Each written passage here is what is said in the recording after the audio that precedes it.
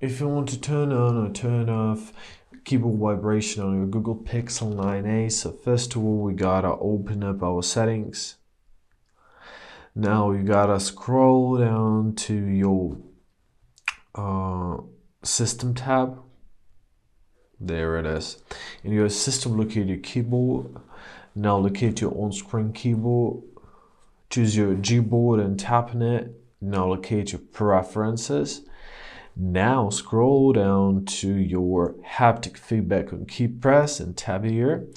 So if you want just to turn off your keyboard vibration, locate your keyboard vibration and it's enabled by the default. However, if you want to turn it off, tap on the switch. When it goes gray, it means it's off.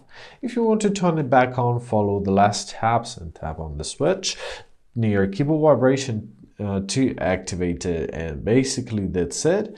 Now our keyboard has this kind of vibration, and I hope this video was helpful. Thank you so much for watching. Have a great day and please consider subscribing to our channel.